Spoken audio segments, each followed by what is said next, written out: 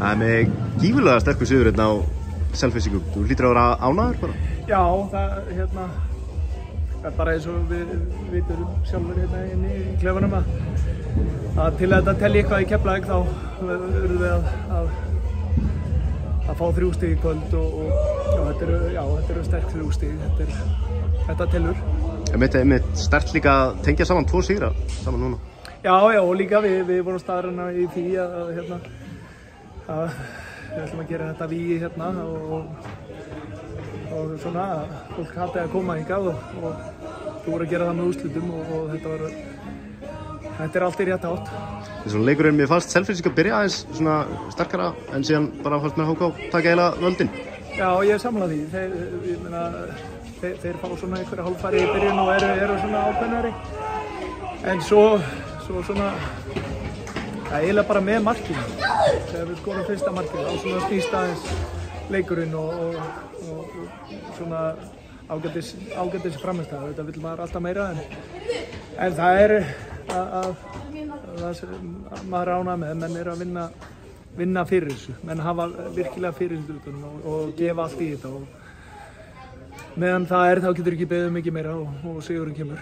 Jóhann Þór sjóðheitur, 2 mörk í Keflavík og 2 í dag. Já, þetta er geggjaður leikmaður og bara geggjaður liðsfélagi. Hann er búinn að standa sig vel í öllu leikjunum og búinn að komast í eitthvað færi en við vissum alltaf að markið kæmi hjá honum og hann vissi það sjálfur. Hann veit alveg að hann veit hvar markið og það eru hörku gæði í honum og síðast en í síst þá er hann bara svo svakalega dúlegur og vinnur saman fyrir liðið og hann á þetta svo skilið, geggjaður leikmaður. Kannski svona sem situr svolítið svartan blett á hana leik, Arnar Freyr fyrir út af eftir 9 mínútur. Eru það alvarleg meiðsli? Ja, við vonum ekki, það er náttúrulega eftir að kanna það, en við vonum að það sé ekki slæmt. Hann har starað þátt í sigri, hann var búinn að verja vel hann í byrjun og grípa vel inn í, þannig að já, við vonum að hann sé bara sem allra styst, en Óli kom líka inn í liðið og stóð sig gríðarlega vel.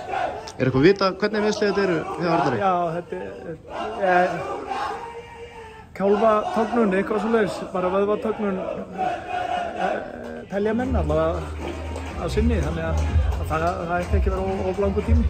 Síðan næsta leikur Grindavík í Grindavík, það er alltaf slagur? Já, þú veist, það er leikið þétt núna, þannig að það reynir á okkur að bara